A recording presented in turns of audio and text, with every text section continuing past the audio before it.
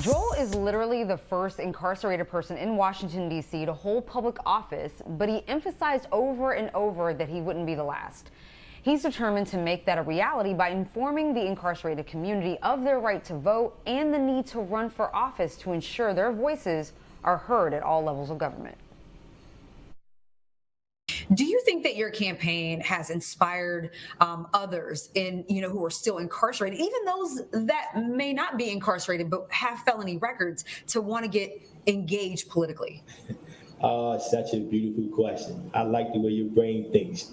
I met a young lady the other day. She came inside in the office here, and guess what she said to me? She said, "You know what? I was thinking about running for the NCC in her district." She said she put it off, and she kept putting it off.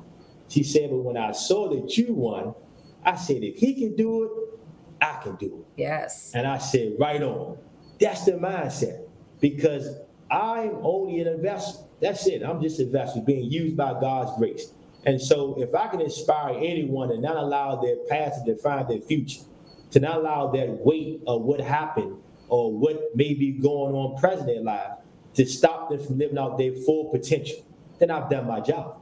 And so I just want to be used by as a vessel. So now as a public servant in my capacity, like I said, coming here, I'm merging my passion for finance and politics. And I hope that if I am successful by the grace of God, many people, many young Joels, like you said, and Joelitas también. Don't forget the Joelitas, because you got Joels and Joelitas. We got the males and the females, right? Yes. I want the women as well to be invigorated and inspired to do their best. So how do you think your time on the inside will influence your work in your new role on the outside? Yeah, I have a unique perspective because I have been in the inside. I'm well-read, well-studied. I speak multiple languages, if you are aware of. I speak Spanish fluently, English fluently, French fluently. I speak a lot of Arabic, Chinese, and a little bit phrase in other languages also.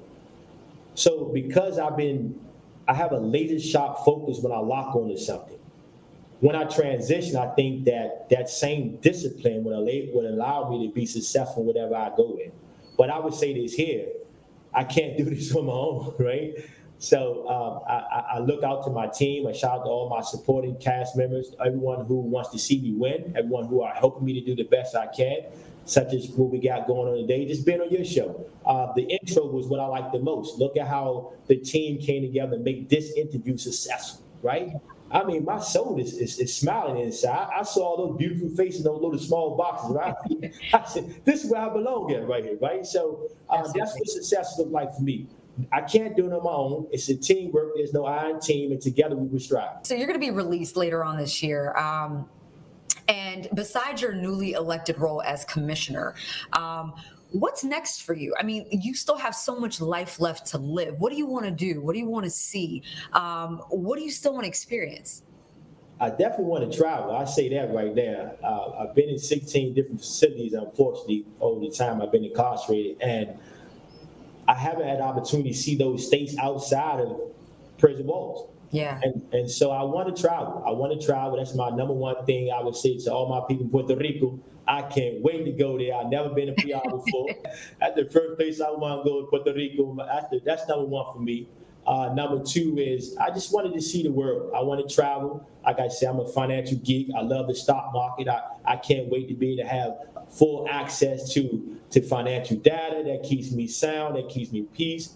I like yoga, I like Zumba, right? I think I can dance. I got a lot of things I want to do. So I think the main thing I want to do is be a son to my queen. And I want to be a father to my daughter and a grandfather to my grandchildren.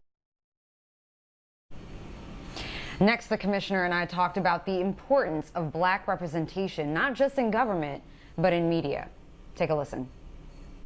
It's so unfortunate. Like I've been in 16 different places and I see like 19-year-old white guards telling me what to do and telling us what to do and stuff like that. So even being here, just seeing just people of color not inside of an orange jumpsuit means a lot. More to come with my interview with Joel Castón.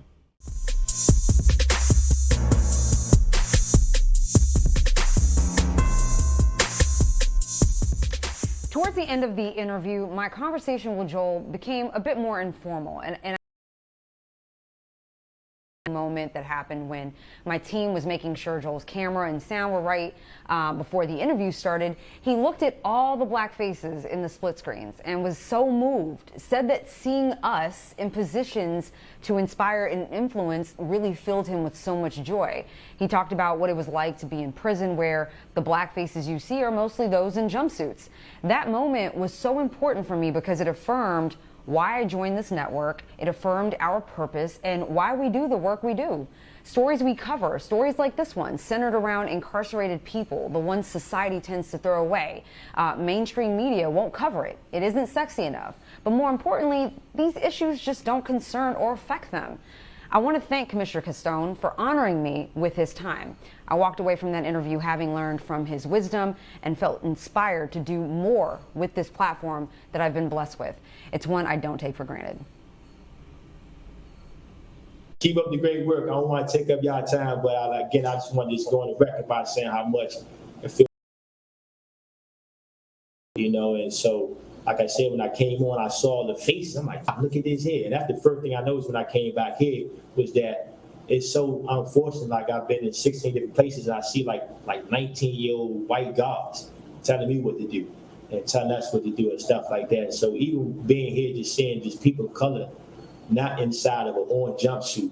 And Joel, we when we talk about what topics we want to discuss, this is a social justice type show, especially given my background as a former prosecutor and criminal defense attorney. But our team, we want to put feel good stories out there because there's so much negativity and so much sadness that occurs in our communities, especially with regards to the criminal justice system. And so to have your story air and be that light is what we were looking for. And so we're just appreciative that we even got this interview and we can give sort of that feel good story that we've been looking for and want to do more of, but it's so hard, especially with those who are still behind bars, who don't have that motivation, that encouragement that you have to do something with their time on the inside. But if you have any more stories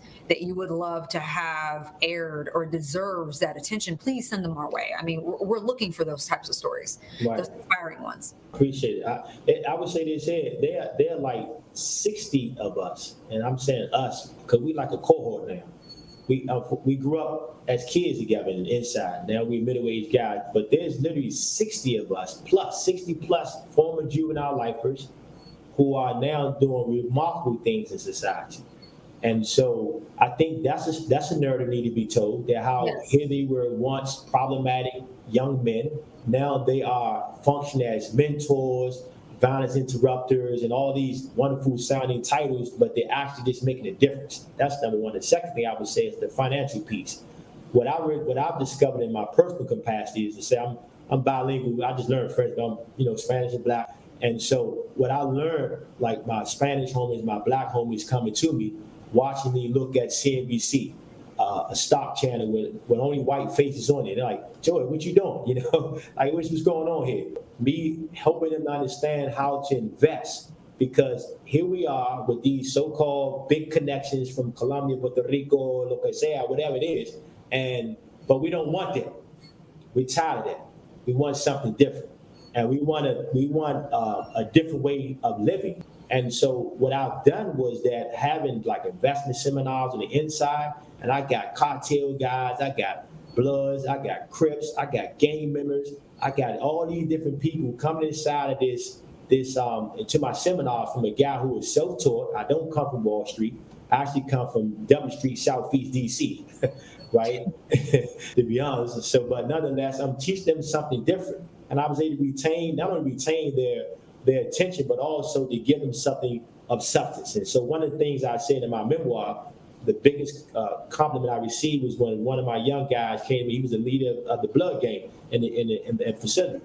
And he said, Joe, I told my mother I want to be a stock trader. Wow. I did it for me. I'm like, this is what it's supposed to be about. We don't have to do this.